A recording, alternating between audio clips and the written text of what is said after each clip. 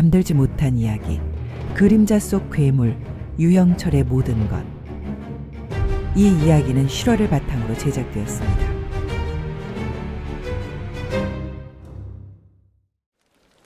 2003년 가을, 서울의 하늘은 여느 때처럼 높고 푸르렀습니다. 도시는 활기찬 에너지를 뿜어내며 바쁘게 돌아갔습니다. 거리에는 웃음소리가 넘쳤고 사람들은 저마다의 꿈과 희망을 품고 살아갔습니다. 하지만 그 밝고 평화로운 일상의 이면에는 아무도 상상조차 하지 못했던 어둠의 그림자가 조용히 도사리고 있었습니다. 유영철이라는 이름, 그것은 이해할 수 없는 악의 화신이었습니다. 그의 이야기는 한 인간이 어떻게 해서 그런 끔찍한 괴물이 되었는지, 그리고 그 괴물이 어떻게 우리 사회의 허점을 파고들어 활개칠 수 있었는지를 처절하게 보여주는 기록입니다.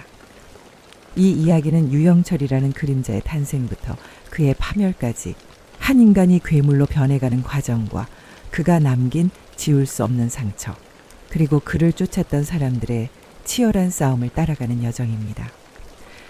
1970년 4월 전라북도 고창의 한 가난한 마을에서 유영철은 세 번째 아들로 태어났습니다. 그의 삶은 시작부터 가혹했습니다.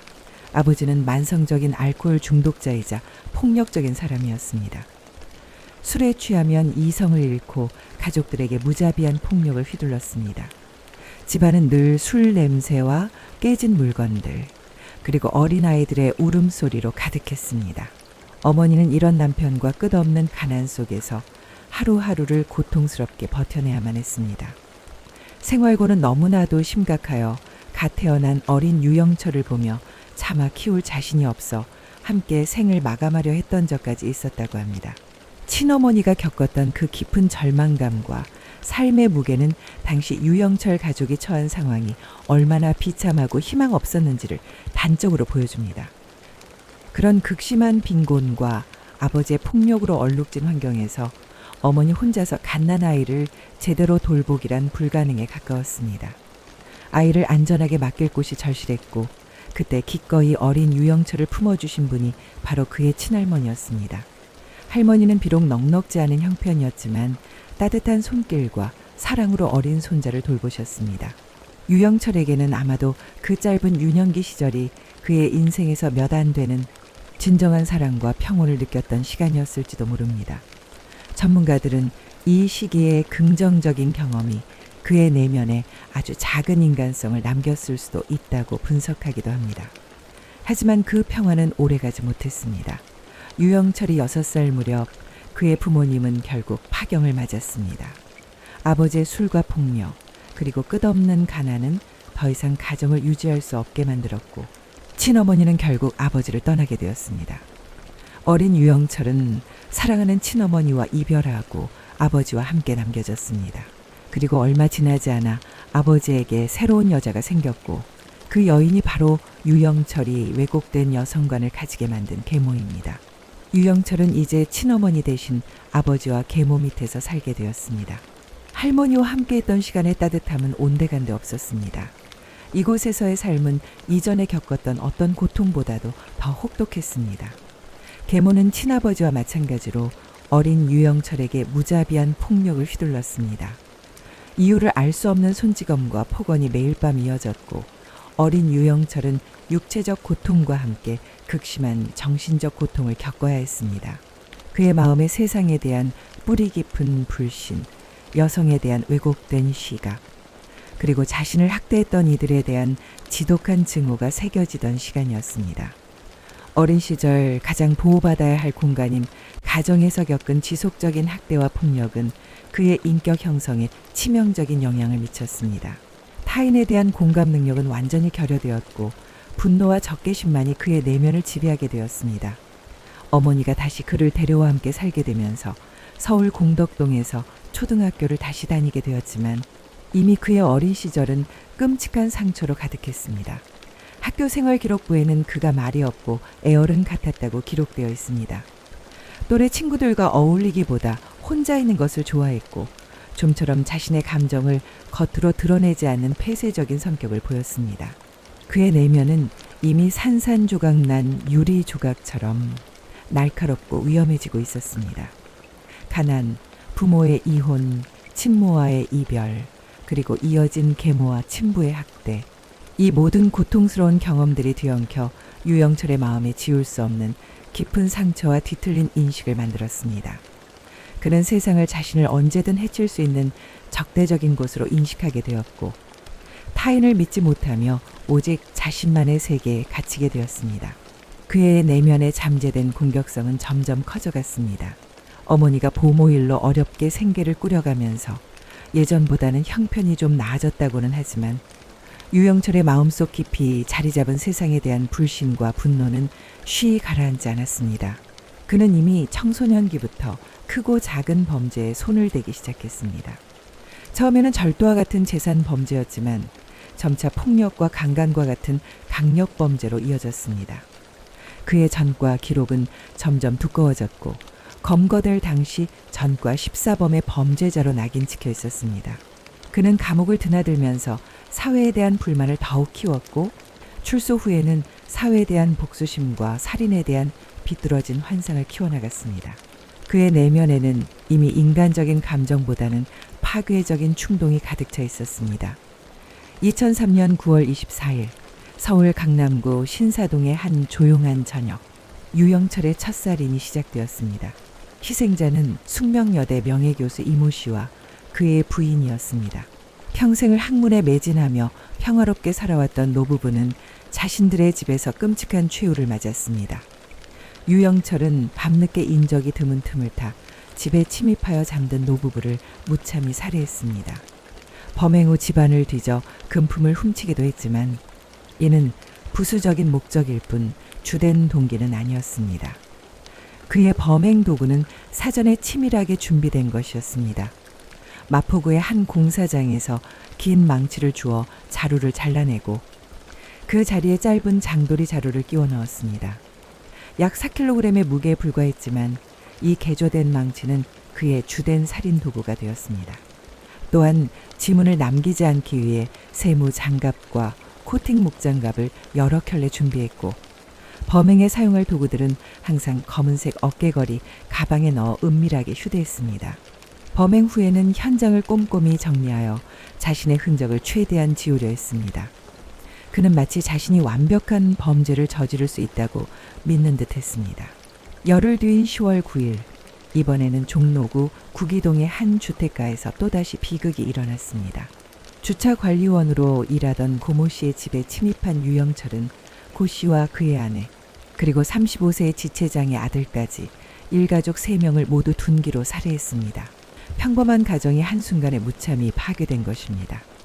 10월 16일에는 다시 강남구 삼성동에서 69세 남성 유모 씨가 그의 다음 희생자가 되었습니다. 당시 서울은 연쇄 살인범의 출현으로 공포에 휩싸였습니다. 경찰은 잇따라 발생하는 살인 사건의 연관성을 파악하기 위해 노력했지만 쉽지 않았습니다.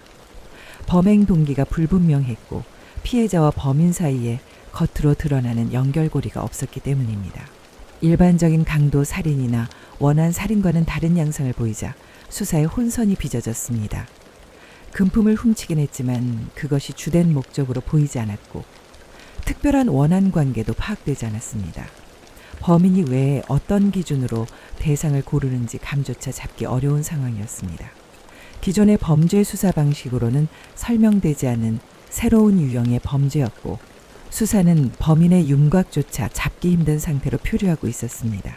게다가 그는 범행 현장에 결정적인 증거를 거의 남기지 않는 치밀함을 보였습니다. 지문이나 DNA 같은 과학적 증거가 거의 발견되지 않았고 목격자도 없었습니다. 이런 수사 환경 속에서 유영철은 자신의 범행을 이어갈 수 있었습니다. 그는 사회의 허점과 수사 시스템의 약점을 영리하게 파고들었습니다.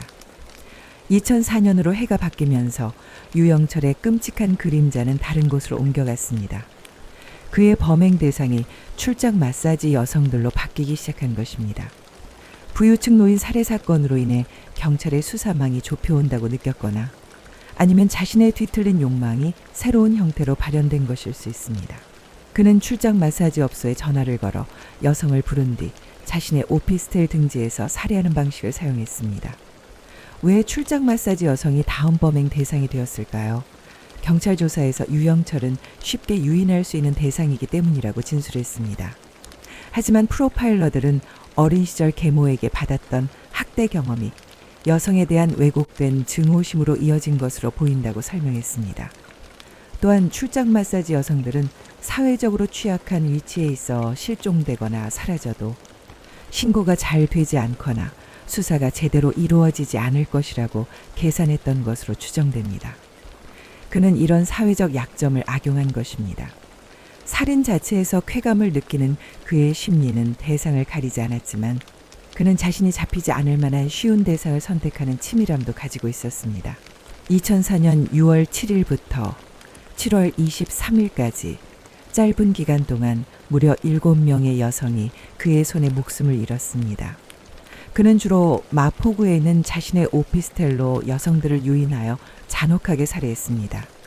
그리고 시신을 처리하는 방식은 상상조차 할 수 없을 만큼 잔혹하고 끔찍했습니다.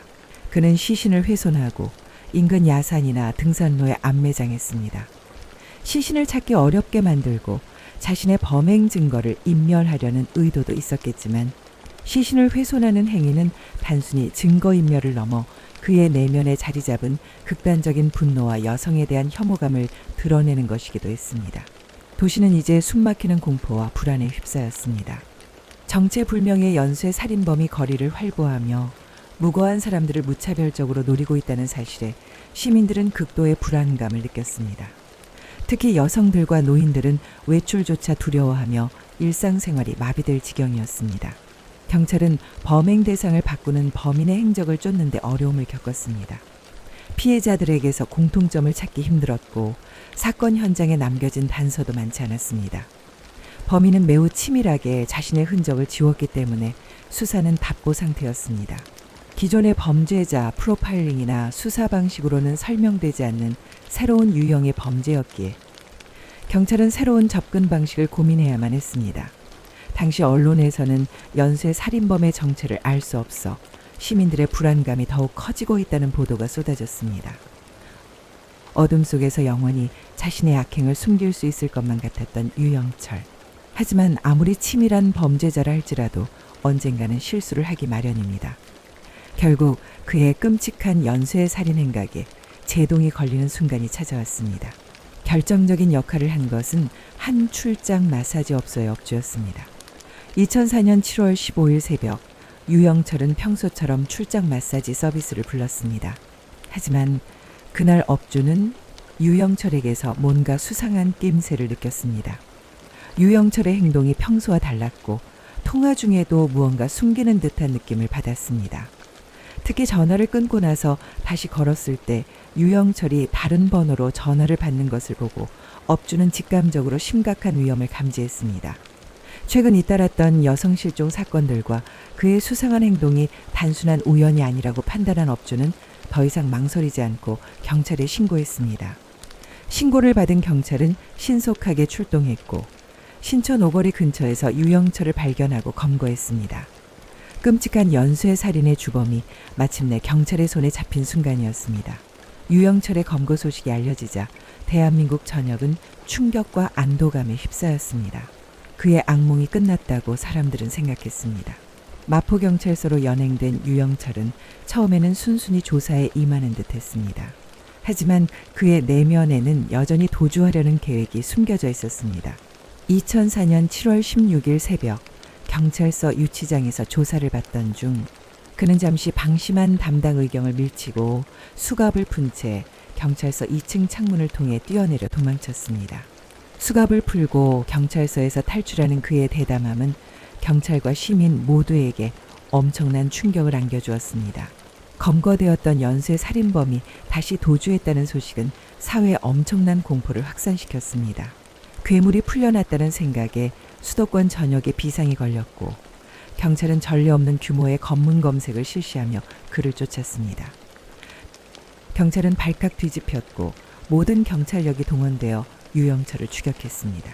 도주 11시간 동안의 숨막히는 추격전이 펼쳐졌습니다. 유영철은 경찰의 추격을 피해 서울 시내를 배회했습니다.